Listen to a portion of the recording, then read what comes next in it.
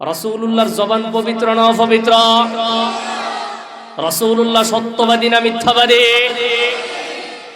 আল্লাহর পয়গম্বর জবানে বলেন সুবহানাল্লাহি তামলাউল মিজান।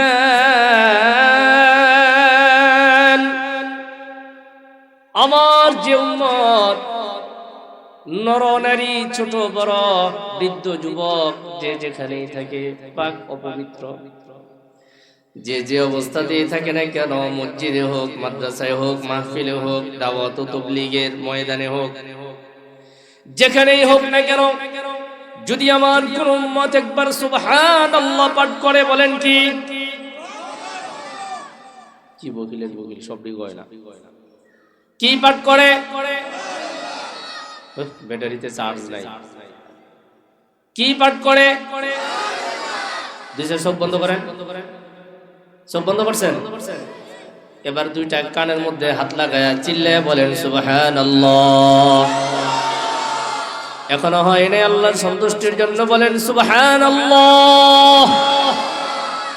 আল্লাহর পয়গম্বর বলেন একবার ইখলাসের সাথে সুবহানাল্লাহ পাঠ করার কারণে আমার আল্লাহ খুশি হয়ে মিজানের মধ্যে যতগুলো নেক দেওয়া দরকার, তামলাউল মিজান, রব্বুল আলামিন এত পরিমাণে নেক দিবে যে তার মিজানের পাল্লাটা আল্লাহ ভারী করে দিবেন,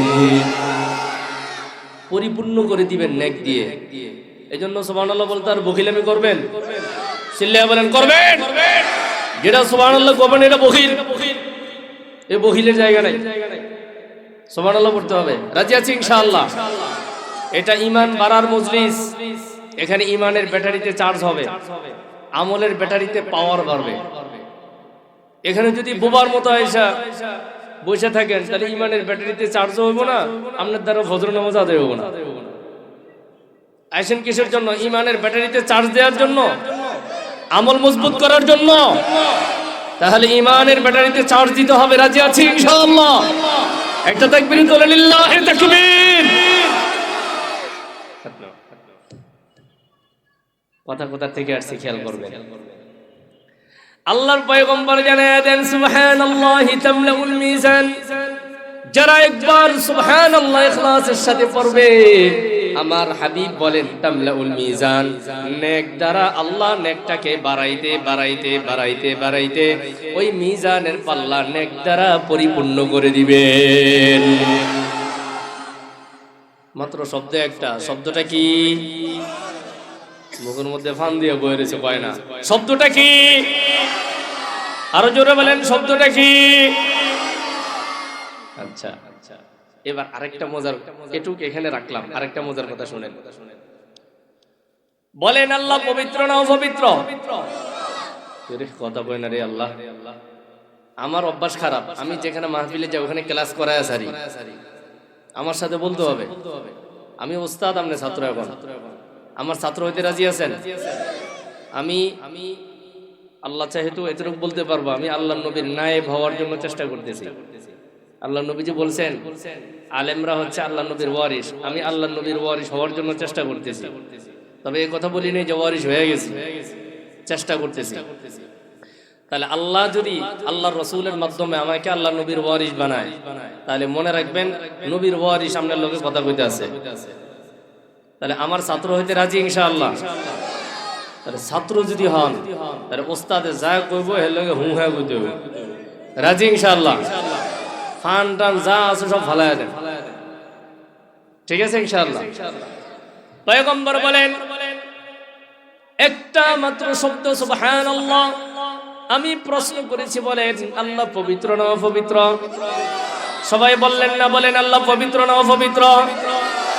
এই সুবহানাল্লাহ শব্দ প্রমাণ করে আপনি আল্লাহ পাকের পবিত্রতা বর্ণনা করতেছেন। আই সাব্বাহতুল্লাহ সুবহানাহু ওয়া তাআলা, আমি আল্লাহ পাকের পবিত্রতা বর্ণনা করলাম। আপনি কি আল্লাহকে দেখেছেন?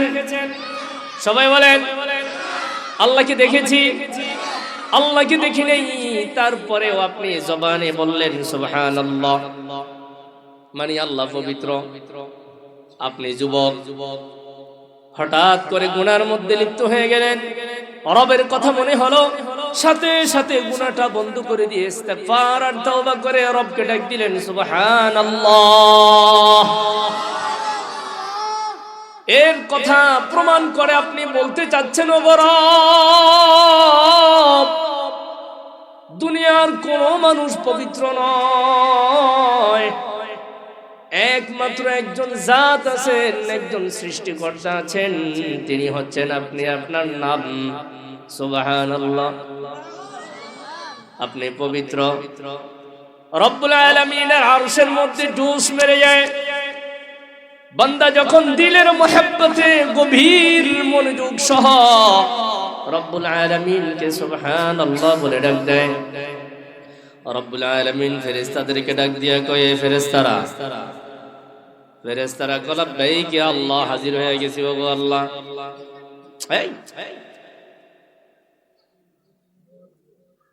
রব্বুল আলামিন ফেরেশতাদেরকে ডাক দিয়ে বলেন, ও ফেরেশতারা, আমার এই বান্দা জমিনের মধ্যে আমি আল্লাহকে ডাক দিয়েছে।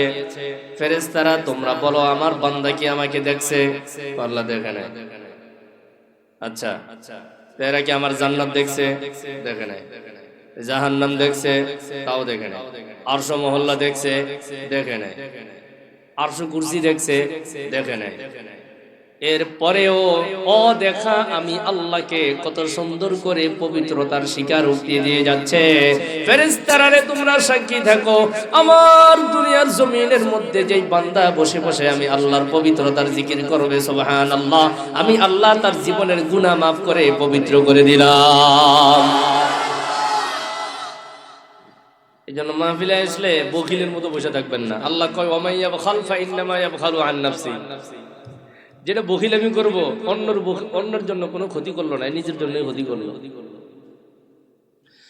মনে আছে পয়গম্বর বললেন সুবহানাল্লাহ তামলাউল মিজান, যে বান্দা বান্দি কাজের ফাঁকে ফাঁকে কাজের মধ্যে ড্রাইভিং করতেছে, ড্রাইভিং অবস্থায় আল্লাহকে ডাকে সুবহানাল্লাহ। ওই মা রান্না করতেছে, তরকারি করতেছে আর ডাকে সুবহানাল্লাহ। আমার বাবাজি ধান লাগাইতেছে, কয় সুবহানাল্লাহ।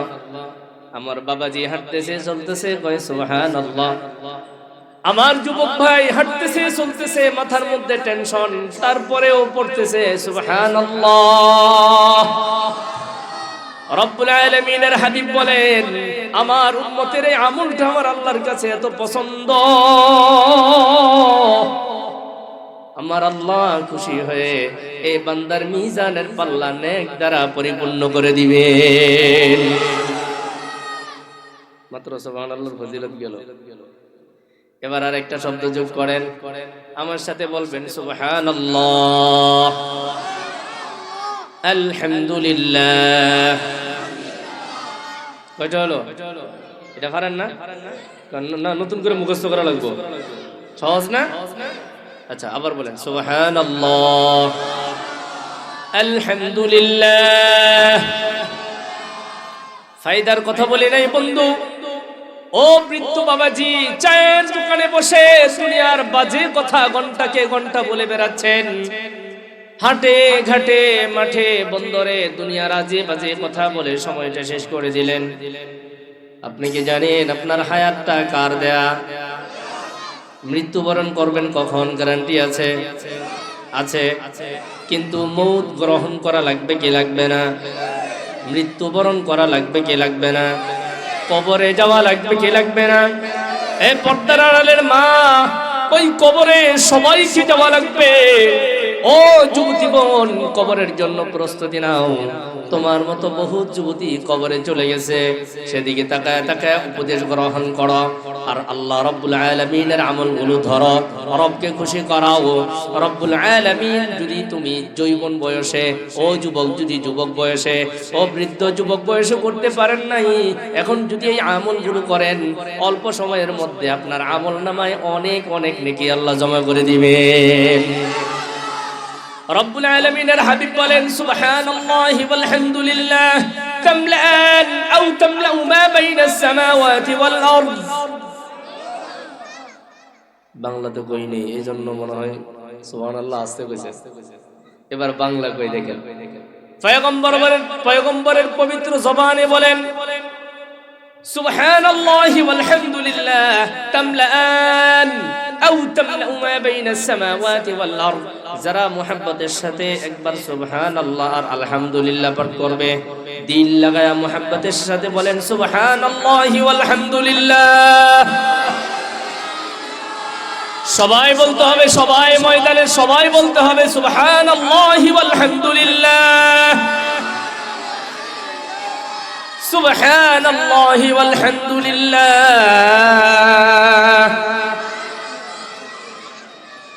পয়গম্বর বলেন তামলাআন আও তামলাউ মা বাইনাস সামাওয়াতি ওয়াল আরদ।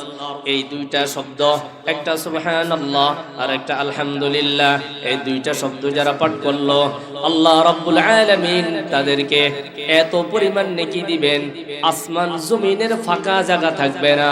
আসমান জমিনের ফাঁকা জায়গা যতগুলি আছে সকল ফাঁকা জায়গাগুলো নেক দ্বারা পরিপূর্ণ করে দিবেন। আসমান আর জমিনটা খুব ছোট, তাই না? এই আমার আঙ্গুলের ফাঁকা সমান, তাই না? নাকি 900 বছরের রাস্তা? হ্যাঁ, জমিন থেকে প্রথম আকাশে যেতে হলে কমের সংখ্যা 900 বছর যাইতে হলো। আল্লাহু আকবার। আপনি আমি জমিনে বসে শুধু একবার ইখলাসের সাথে মনের মধ্যে দুঃখ যন্ত্রণা শুধু বললাম সুবহানাল্লাহ আলহামদুলিল্লাহ, ওগো আল্লাহ আপনি ছাড়া তো আমার কেউ নাই, সুবহানাল্লাহ আলহামদুলিল্লাহ, ওগো আল্লাহ আপনি পবিত্র, সকল প্রশংসা তো আপনারই জন্য, সুবহানাল্লাহ আলহামদুলিল্লাহ। আল্লাহর পয়গম্বর বলেন শব্দ দুইটা ইখলাসের সাথে পড়তে দেরি রব্বুল আলামিন তার জন্য আকাশ এবং পাতালের যতগুলো খালি জায়গা আছে সমস্ত খালি জায়গাগুলো নেক দ্বারা পরিপূর্ণ করে দিবেন। আমি যে মেসেজটি দিতে চেয়েছিলাম সেটা হচ্ছে পয়গম্বরের কাছে জিবরাইল আলাইহিস সালাম এসেছেন, মনে আছে কিনা? জিবরাইল আলাইহিস সালাম পয়গম্বরের কাছে এসে হাঁটু গেড়ে বসেছেন। আর হাঁটু গেড়ে বসা মানে আমরা রুকু থেকে সিজদায় গেলে যেমন আগে জমিনের মধ্যে মসজিদের মাটিতে আগে হাঁটু রাখতে হবে, আবার আগে কি রাখতে হবে? না হাত, আগে সোজা হয়ে বসতে হবে, সোজা হয়ে বসে আগে হাঁটুটা রাখতে হবে, হাঁটু রাখার পর তারপরে হাত রাখতে হবে, হাত থাকবে ফাঁকা এবং দোনো হাতের আঙ্গুলগুলো মিলানো থাকবে, স্বাভাবিক মিলানো, এইভাবে ছড়ায় ছিটায় না। অনেকে সেজদার মধ্যে গিয়া হাতের আঙ্গুল কতগুলো ছড়ায় ছিটায় দেয়, কি ঠিক আছে কিনা? সেজদার মধ্যে কিন্তু আঙ্গুল এভাবে ফাঁকা থাকবে না, রুকুতে ফাঁকা থাকবে, হাঁটু ধরার সময় ছড়ায় ছিটায় থাকবে। সেজদার সময় সেজদার মধ্যে হাতের আঙ্গুলগুলো লাগায় রাখবে, মাঝখানে কিছু জায়গা ফাঁকা রাখবে যাতে করে সেজদার সময় গালের সাথে হাতের পিঠ লেগে না যায়। হাতটাকে সুন্দর করে রাখলো, এবার নাকটা দিল, তারপরে সেজদা দিল। রব্বুল আলামিন বলেন এরে বান্দা বান্দি, দুনিয়ার সকল ব্যস্ততার মাঝেও আমি আল্লাহকে সেজদা দিলি, আমি আল্লাহকে মুহাব্বতের সাথে সেজদা দিবি, তোর দুনিয়ার কোনো ভয় নেই, টেনশন নাই, আমি রব তোর জিম্মাদার হয়ে গেলাম। আমি বলতে চেয়েছি হাঁটু গেড়ে জিবরাইল আলাইহিস সালাম পয়গম্বরের সামনে এসে বসেছেন। আল্লাহর পয়গম্বরের সামনে এসে হাঁটু গেড়ে বসে পয়গম্বরকে প্রশ্ন করলেন মাল ইসলাম ওমাল ঈমান, অনেক প্রশ্ন। আমার এখানে যে প্রশ্নটা আপনাদের কাছে মেসেজটা দেওয়ার কথা ছিল সেটা হচ্ছে আপনারা প্রত্যেকে মহল্লাবাসী যত কোটিপতি হন না কেন, যত দামি লোক হন না কেন, ওলামায়ে কেরামের কাছে এসে হাঁটু গেড়ে আদবের সাথে প্রশ্ন করবেন, আজে বাজে চিল্লা প্রশ্ন করবেন না। যদি আপনি আজে বাজে ভাবে ওলামায়ে কেরামের সামনে উঁচু আওয়াজে অসভ্যের মতো বেয়াদবের মতো এসে বিভিন্ন ভাব মূর্তি প্রকাশ করতে গিয়ে যদি প্রশ্ন করেন, আল্লাহর পয়গম্বরের এই হাদিস থেকে শিক্ষা নেবেন। বলেন আপনি দামি না জিবরাইল দামি? জোরে কয় না, আপনি দামি না জিবরাইল দামি? এই জিবরাইল আলাইহিস সালাম কে ছিলেন? আল্লাহ পাকের একজন ফেরেশতা, যেই ফেরেশতা আসমান থেকে রব্বুল আলামিন যত পয়গম্বর এবং রাসূলদেরকে দুনিয়ায় পাঠিয়েছেন ওই পয়গম্বর এবং রাসূলদের কাছে আল্লাহ পাকের বার্তা পৌঁছে দিতেন। বলেন সুবহানাল্লাহ। বলেন জিবরাইল দামি না আমি দামি? এই জিব্রাইল আবার অন্যদিকে তাকায় না, মানুষের ফেরেশতার দিকে তাকায় না, জাস্ট আমি এমনি বলতেছি। জিব্রাইল আলাইহিস সালাম পবিত্র ফেরেশতা, নূরের তৈরি ফেরেশতা, যে যার জীবনে কোনো গুনাহ নাই, যার জীবনে কোনো পাপ নাই, যে কোরআন শরীফ বহন করে রাসূলুল্লাহর কাছে নিয়ে আসছে। যে জিব্রাইল আলাইহিস সালাম রমজান মাসে পয়গম্বরকে পুরা কোরআন শরীফ শুনাইছে এবং আল্লাহর নবীও রমজান মাসে জিব্রাইলকে পুরা কোরআন শরীফ শুনাইছে। বলেন সুবহানাল্লাহ। জিব্রাইল আলাইহিস সালাম রাসূলুল্লাহর সামনে এসে কেমনে বসছেন? হাঁটু ভাঙ্গা বসছেন। আজকাল আমরা যদি কেউ কথার কথা হুজুরের কাছে যাই, ওনার ভাবের ঠেলায় থাউন যায় না, ওরে বাপ রে বাপ, উনি কোন বেড়ায় আয়া বসে। আল্লাহ কয় তুই তো আসলে বেড়া না, তুই বিয়াদ্দব। বলেন ঠিক না? উলামায়ে কিরামের সাথে বেয়াদবি করছে। আচ্ছা, আপনারা এখানে যারা আছেন বলেন দ্বীন সম্পর্কে, ইসলাম সম্পর্কে, কোরআন সম্পর্কে, হাদিস সম্পর্কে আপনাদের আমাদের চেয়ে আমাদের এখানে উলামায়ে কিরাম যারা আছেন ওনারা ভালো জানেন না? বলেন। তাহলে আপনি দামি না ওনারা দামি? রব্বুল আলামিন বলেছেন ওনাদের মর্যাদা আল্লাহ বাড়িয়েছেন, তাহলে ওনাদের মর্যাদা নষ্ট করা আপনি কে? রবি তো বলেছেন যারা আলেম, যারা ইলমে দ্বীন অর্জন করেছে তাদের মর্যাদা, তাদের শান, তাদের মান তিনি বাড়িয়েছেন। তাদের মান আর শান নষ্ট করার অধিকার কারো নাই। তাদের সামনে যদি কেউ বেয়াদবিমূলক আচরণ করে, ভাব দেখায়, এবার রব্বুল আলামিনের একটা বাতানো আমল আমি আপনাদের সামনে পেশ করতে চাই, শুনবেন তো ইনশাআল্লাহ? আজ আমাদের সমাজে এই মেসেজগুলো দরকার। মেসেজগুলো সচরাচর বলা হয় না। আমি কোরআন থেকে বলছি, শোনেন। সূরা হুজুরাত আয়াত নাম্বার 2 কি বলছে বলেন? সূরা হুজুরাত আয়াত নাম্বার 2। এবার দেখেন রব্বুল আলামিন কি বলেন? ইয়া আইয়ুহাল্লাযীনা আমানু লা তারফা'উ আসওয়াতাকুম ফাওকা সাওতিন নাবিয়্যি ওয়া লা তাজহারু লাহু বিল কওলি কাজহরি বা'দিকুম লিবা'দিন আন তাহবাতা আ'মালুকুম ওয়া আনতুম লা তাশউরুন।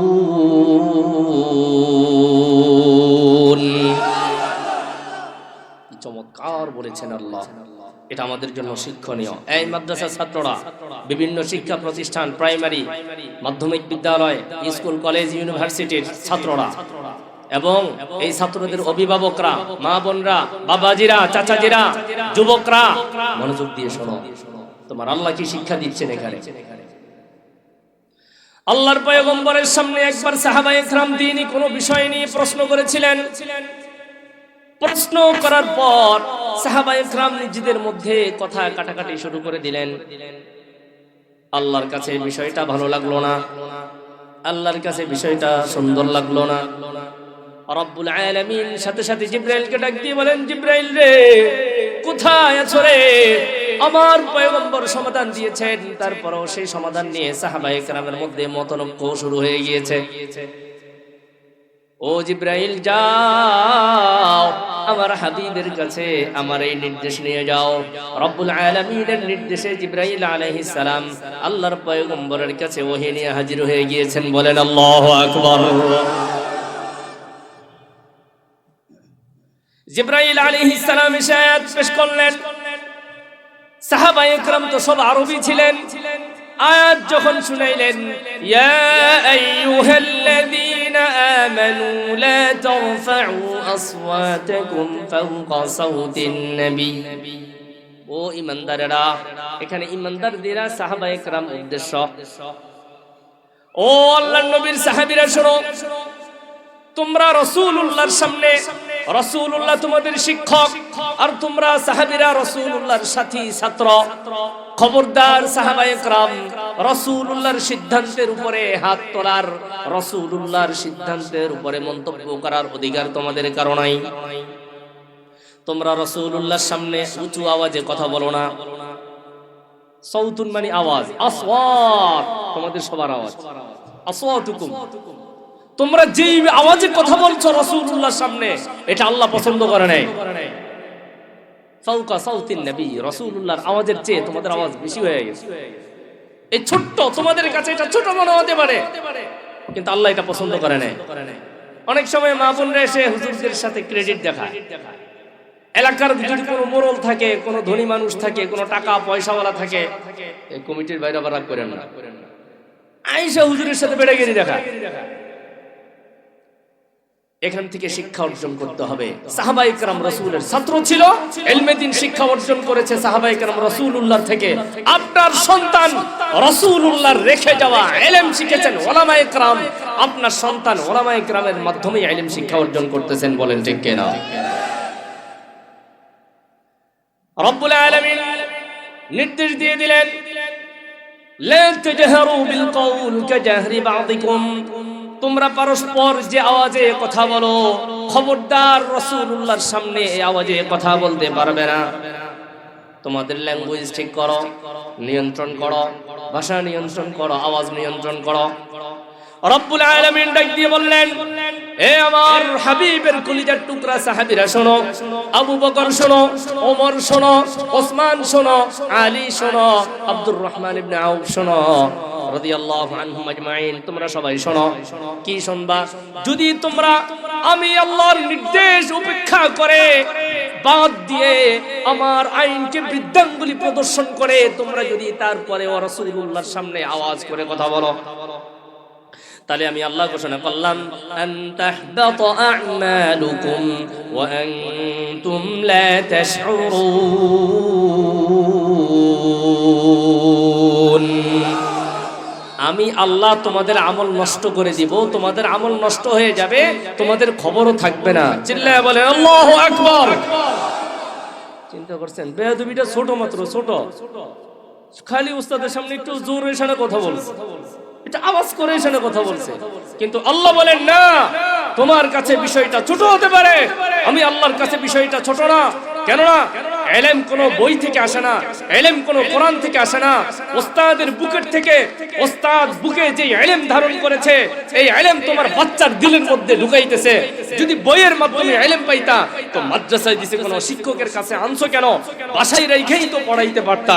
যেহেতু মাদ্রাসায় আসা লাগছে, বুঝে গেল ইলম পাইতে হলে শিক্ষক লাগবে, আর শিক্ষকের সামনে এসে নম্র ভদ্র সভ্য ছোট আওয়াজে কথা বলতে হবে।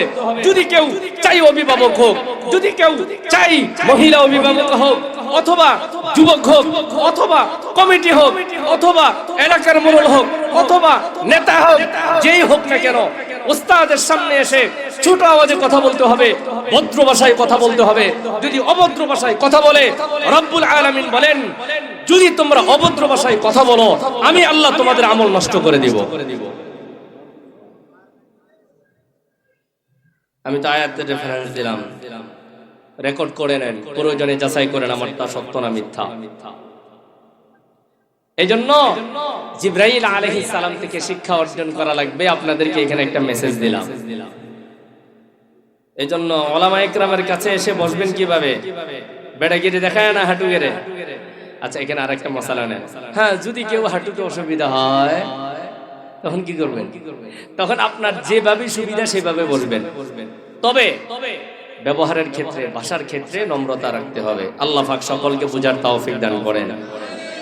কি গায়ে লাগছে না দিলে লাগছে? ওইটা জান কে দিই, আমরা তো শুরুই করি নাই। চাই একটু তাকবীর তোলেন তো, লিল্লাহি তাকবীর। এই যেদিনে ঘরে বয়ে রয়েছে আর মোবাইলে মোবাইলে আড্ডা করে আর দোকানে আড্ডা করে, এগুলি কি হেরা কি ভিন্ন জাত না একই জাত? একই জাত হলে দোকানে আড্ডা করে গে, ওটা দোকানে বসে থাকতে দেখবেন না। চিল্লায়া বলেন আজকের মাহফিল সফল হোক, সফল হোক। আজকের মাহফিল, আমার লোক আজকের মাহফিল পায়। লিল্লাহি তাকবীর। আমি এগুলো কেন বলাচ্ছি জানেন? এগুলো যত বলবো তত ইমানের ব্যাটারিতে চার্জ হবে। সুবহানাল্লাহ পড়ে, এটা আমার কথা না। এবার দেখেন, আমি এটাও রেফারেন্স দিচ্ছি। সূরা আনফাল। কি সূরা? আনফাল। মাদ্রাসার ছেলেরা যারা হাফেজ, যারা তো সব বুঝা লাইতাছে, আরে সর্বনাশ, এটি কই থেকে জানি কইতে আছে। সূরা আনফাল আয়াত নাম্বার 2, আয়াত নাম্বার 2 রব্বুল আলামিন বলেন, ইন্নামাল মুমিনুনা আল্লাযীনা ইযা যুকিরাল্লাহু ওয়াজিলাত কুলুবুহুম وإذا تليت عليهم آياته زادتهم إيمانا وعلى ربهم يتوكلون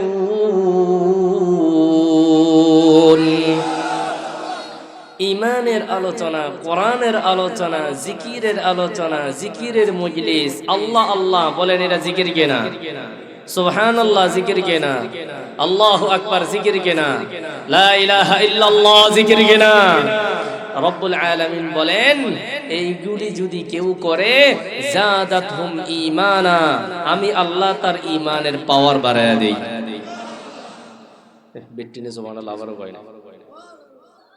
আপনি যদি সুবহানাল্লাহ পড়েন, আপনি যদি লা ইলাহা ইল্লাল্লাহ পড়েন, আপনি যদি আল্লাহু আকবার বলেন, আপনি যদি আলহামদুলিল্লাহ বলেন, আপনি যদি ঈমানদার হয়ে থাকেন, তাহলে নিঃসন্দেহে বিশ্বাস করতে হবে কোরআনের আলোচনা, হাদিসের আলোচনা, জিকির করা, আল্লাহর নাম নেয়া, এই সমস্ত কাজগুলি আপনার ঈমানকে বাড়ায় দিবে। দুলারহাট মাহফিলে গিয়েছিলাম, সেখানে বলছিলাম আজ আমার বাসায় ব্যবসার আলোচনা হয়, আজ আমার বাসায় চাকরির আলোচনা হয়। সন্তান কোনটার চাকরি কিভাবে হবে, মেয়ে কোনটাকে কিভাবে চাকরি করানো যায়, কোন ছেলেটাকে কিভাবে পড়াশোনা উন্নতি করা যায়, মেয়েটাকে কিভাবে উচ্চ শিক্ষা দেয়া যায়, ঘরটাকে কিভাবে সুন্দর করা যায়, টিনের আছে এখন কিভাবে বিল্ডিং বানানো যায়, একতলা আছে কিভাবে পাঁচতলা বানানো যায়, পাঁচতলা আছে কিভাবে 10 তলার মালিক হওয়া যায়, দোকান একটা আছে কিভাবে 3টা হওয়া যায়, এই আলোচনা চলে। কিন্তু ইমানের ব্যাটারিতে চার্জ নাই, ইমানদার কিভাবে হওয়া যায় এমন আলোচনা মুসলমানের ঘরে নাই। আমি কি ঠিক বললাম? আমারটা ঠিক আছে তো? বুকে হাত দিয়ে বলবেন, একটা বছর গত, আজকে তো হচ্ছে 18 তারিখ, ডিসেম্বরের 18 তারিখ, গত ডিসেম্বরের 18 তারিখ থেকে নিয়ে শুরু করে 2024-এর ডিসেম্বরের 18 তারিখ থেকে নিয়ে শুরু করে আজকে 25-এর ডিসেম্বরের 18 তারিখ, বলেন কয়দিন আপনার ঘরে আপনি ঈমানের আলোচনা করেছেন? একদিনও না। তাহলে আপনার ঘর দুনিয়ার আলোচনায় লিপ্ত, আপনার ঘর ব্যবসার আলোচনায় লিপ্ত, আপনার ঘর বাজারের উন্নতির আলোচনায় লিপ্ত, আপনার ঘর সন্তানের উন্নতির আলোচনায় লিপ্ত। যে ঈমান আপনার সঙ্গী হবে, যে আমল আপনার সঙ্গী হবে, ওই ঈমান আর আমল নিয়ে আপনার ঘরে কোনো আলোচনা নাই। বলেন ঠিক কিনা? আজ আমরা সবাই স্লোগান দিচ্ছি ইসলামকে ক্ষমতায় দেখতে চাই, তাই না? কি সবাই স্লোগান দিচ্ছে না? আচ্ছা, ইসলাম কি শুধু আমার জন্য, সভাপতি সাহেবের জন্য, এই হুজুরের জন্য, মসজিদের ইমাম সাহেবের জন্য, মাদ্রাসার হুজুরগোর জন্য, যারা মাদ্রাসায় পড়ে তাদের জন্য? বাংলাদেশের মুসলমানের ভাবমূর্তি দেখলে বোঝা যায় ইসলাম মনে হয় শুধু হুজুরদের জন্য, আর বাকি যারা আছে তাদের জন্য মনে হয় ইসলাম নাই। কথা হয় না কি? ঠিক না? কেমন যেন মনে হচ্ছে ইসলাম শুধু হুজুররাই কায়েম করবে আর আমরা সবাই ধোঁয়াশা। আজকাল ঘরের পরিবেশগুলো এমন হয়ে গেছে যে সম্পূর্ণ দিনদারি বাদ দিয়া পুরোপুরি দুনিয়ার আলোচনায় লিপ্ত। আমি কিন্তু দুনিয়াকে বাদ দিতে বলি নাই, দুনিয়া থাকবে কিন্তু আল্লাহকে বাদ দিয়া নয়। কি বলেন ঠিক কিনা? ব্যবসা থাকবে কোরআন বাদ দিয়া, হাদিস বাদ দিয়া, চাকরি থাকবে কোরআন বাদ দিয়া, হাদিস বাদ দিয়া, নাকি ব্যবসা থাকবে যেইভাবে চাকরি থাকবে, যেইভাবে দুনিয়ার উন্নতি থাকবে, ঠিক সেইভাবে কোরআনও থাকবে, হাদিসও থাকবে, ঠিক সেইভাবে ঈমানও থাকবে, আমলও থাকবে। যদি কেউ কোরআনের চেয়ে ব্যবসাকে প্রাধান্য দেয়, যদি কেউ রাসূলুল্লাহর চেয়ে ব্যবসাকে প্রাধান্য দেয়, যদি কেউ আল্লাহকে বাদ দিয়ে দুনিয়াকে প্রাধান্য দেয়, নিঃসন্দেহে সেটা মুনাফিক। খারাপ লাগে? এটাই আসল কথা। এটা একবারে হায়ার অ্যান্টিবায়োটিক চলতেছে, এটাই সত্য কথা। ইসলাম মানে বুঝতেছি কি জানেন? আমাদের মাঝে এমন একটা সিস্টেম চালু হয়ে গিয়েছে যে আমরা মনে করতেছি বাবাই নামাজ পড়ছে, আমিও তো নামাজ পড়তেছি, মাশাআল্লাহ। এই নামাজি যখন মারা যায়, আমি আবার ক্রিটিসাইজ করতেছি না, মনে কষ্ট নিয়েন না, উনি মনে করতেছে কি নামাজটাই মনে হয় ইসলাম। এই আল্লাহর বান্দার জবান থেকে সূরা ফাতিহা বিশুদ্ধ তেলাওয়াত বাহির করতে পারবেন না। বলেন ঠিক কিনা? এই আল্লাহর জবান থেকে কালিমা তয়্যিবা লা ইলাহা ইল্লাল্লাহ মুহাম্মাদুর রাসূলুল্লাহ সঠিক উচ্চারণ বের করতে পারবেন না। ওযুটা ঠিকমতো দেখাইতে পারবে না, নামাজের নিয়ত ঠিকমতো নাই, হাত উঠানো ঠিকমতো নাই, রুকু ঠিকমতো নাই, সিজদা ঠিকমতো নাই, বসা ঠিকমতো নাই, আল্লাহর কাছে চাওয়া ঠিকমতো নাই, হালালের প্রতি কোনো গুরুত্ব নাই, হারামে হারামখোর, হারাম খায় আর নির্দ্বিধায় চলে এবং আল্লাহর কোরআনকে অস্বীকার করে, ঘুষের সাথে জড়িত, বেপরদের সাথে জড়িত, সুদের সাথে জড়িত, যত মিথ্যা আছে সকল মিথ্যার সাথে জড়িত, এরপরেও নিজেকে মুসলমান দাবি করে। আমি বলবো কোরআন যদি সত্য হয়ে থাকে, রাসূলুল্লাহ যদি সত্য হয়ে থাকে, এই আখলাকের, এই চরিত্রের যারা আল্লাহর নবী বলেন, আল্লাহ বলেন, এই চরিত্রের মানুষগুলো কখনো মুমিন হতে পারে না, এরা নিঃসন্দেহে মুনাফিক।